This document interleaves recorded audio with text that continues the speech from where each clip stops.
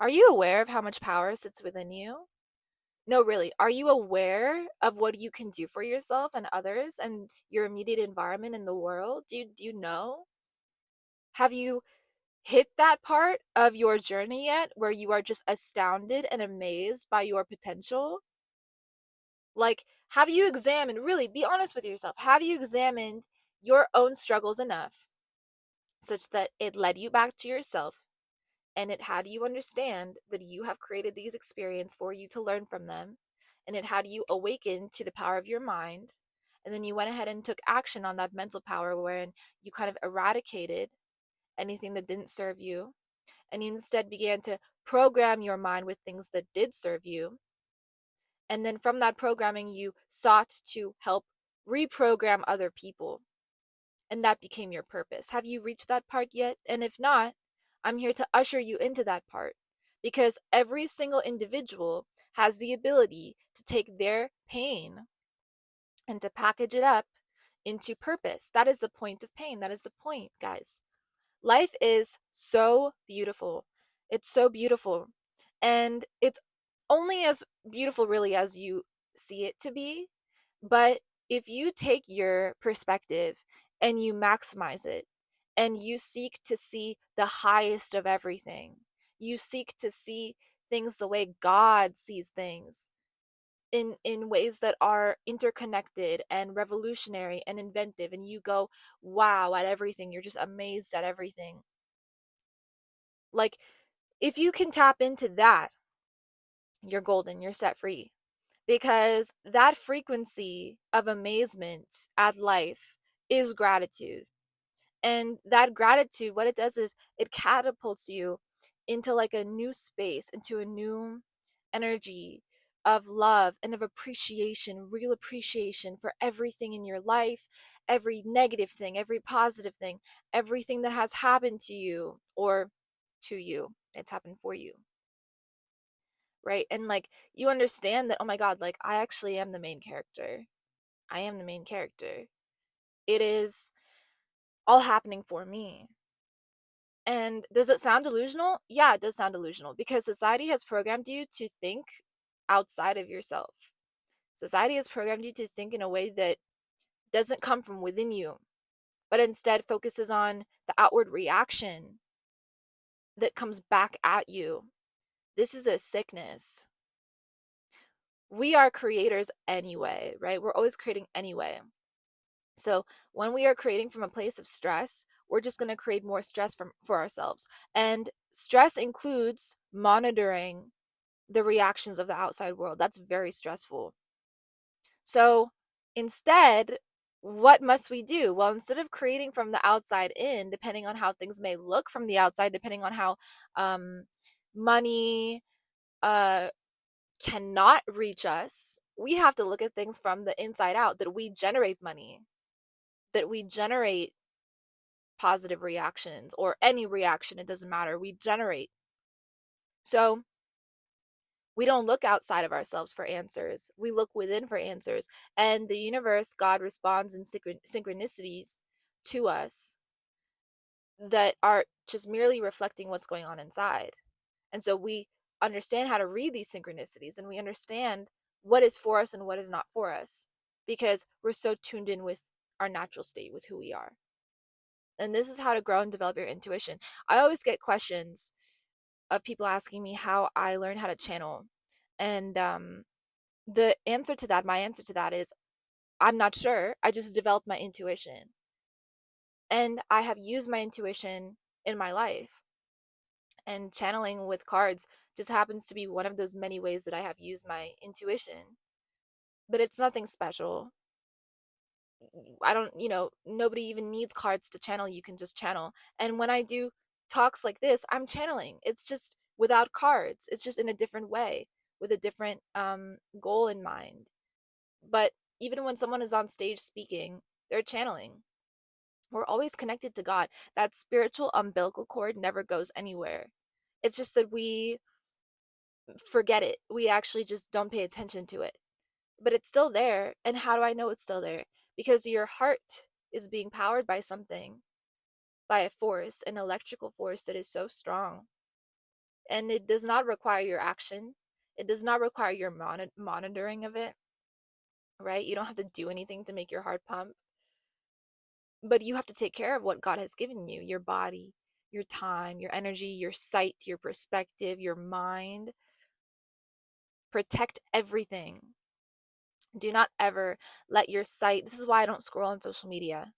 Do not ever let your sight go just anywhere. Protect it, because it is the window, it is the connection to the soul, to the inner being. And when we focus on things that we enjoy, like nature, like beauty, like everything that is already in abundance given to us, and when we appreciate God as he is manifested, then we see love everywhere. We see beauty everywhere. We see abundance everywhere. We're not in lack mentality. But when we focus on the man-made created outside world, we will be in lack mentality, because everything within the matrix, so to speak, that's like the best word I can think of for it. Everything in the matrix has programmed us to look at lack. Like, we are always taught to compare ourselves to other people. How much money are you making? Right? Will determine how successful you are. Success does not exist in the natural world. Success does not exist in the spiritual world. Either you are growing as a soul or you are stagnant. That's it. That's it. And soul growth happens automatically. It's just like your heart being pumped. It does not actually require you to do anything. Experiences in life will grow your soul. And that's what we're here to do anyway. We're here to live.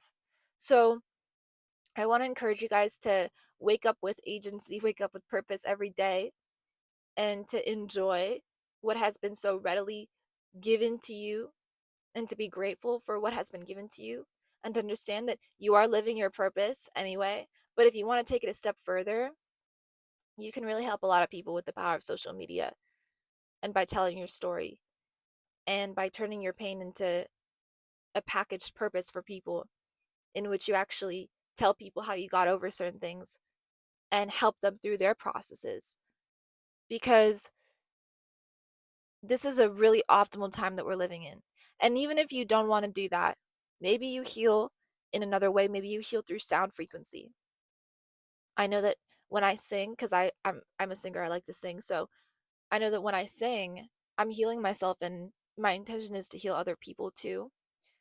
But I don't have to think too much about it. Like, I'm already healing myself, and so that energy, just when it's witnessed or just when it's heard, um provides hope for others, and that is my intention for it as well. um so it's just about beautifying the mind, by tapping into the soul, because the soul's already beautiful.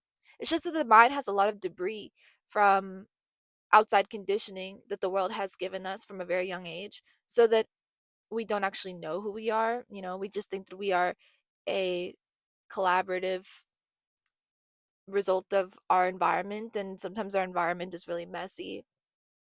And I don't know if you heard that, I'm kind of hungry, sorry. But our environment is kind of messy because it's full of the opinions of the world that has not really worked on itself, or worked to deprogram itself from all these conditionings of you're not enough and you can't do this, you can't do that. It's really, really deeply ingrained, guys. And it can actually hurt somebody so deeply, wherein somebody will get lost. A lot of people are lost spiritually.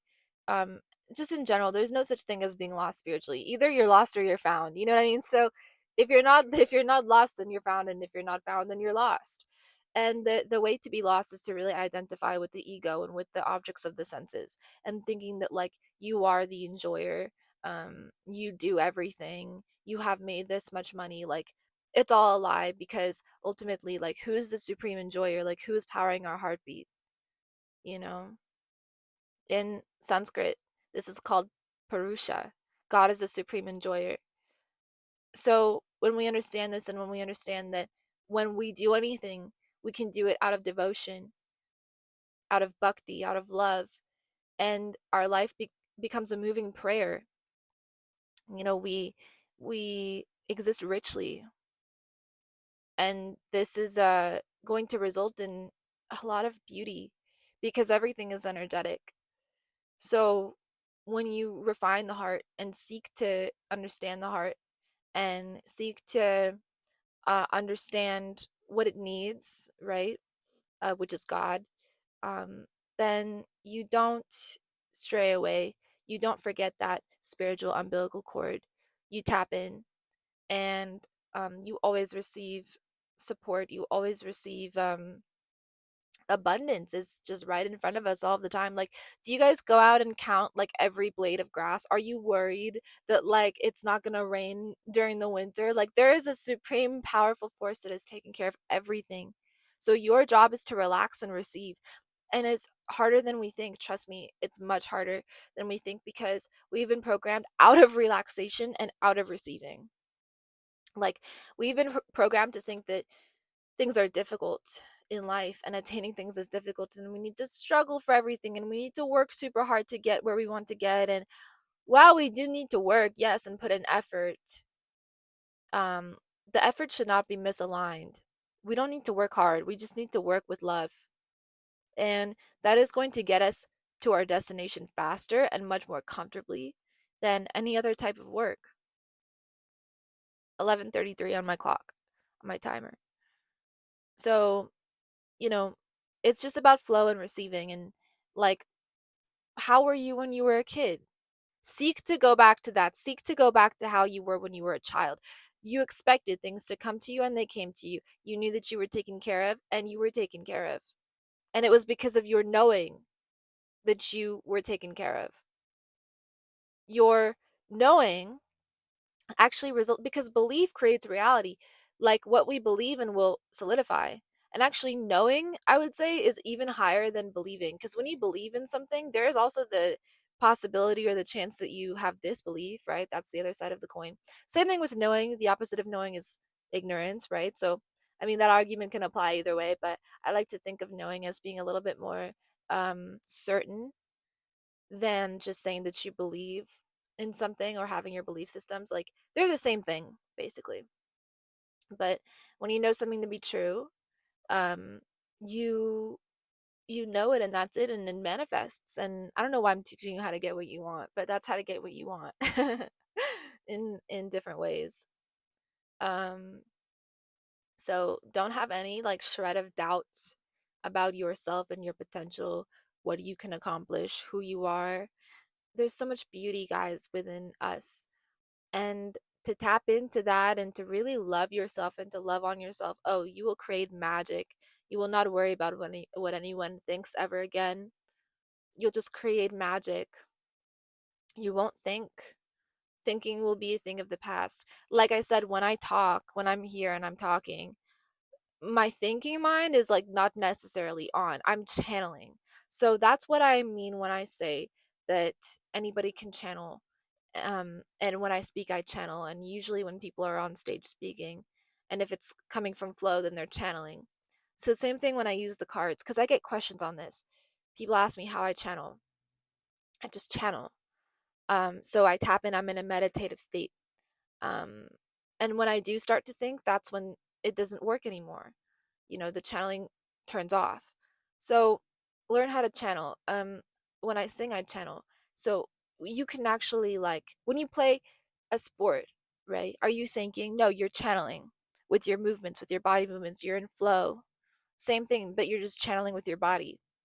So, you know, seek to get into flow state, and you'll understand that it's God. It's God. It's God working through us all the time. We cannot take credit for anything. The second that we take credit, that's when we become deluded because we think that we're doing something. So that means we can also fail. We cannot fail when it comes to creation. We cannot fail when it comes to flow. There's no failure or success. There's only flow. Write that down. And that's how Apple was created. That's how every single invention was created, from flow state, from the genius mind that was uninterrupted, that did not have any external programming imposed upon it. It was free to think. It was clear to think, to produce thought, not to ruminate on previous thought or collective thought. Decondition, decondition, decondition yourself from that. So I hope this video was helpful. I love you guys so much. If you have any questions for me, let me know in the comments and I will answer them as best as I can. I love you guys, and I'll talk to you in the next one. Peace.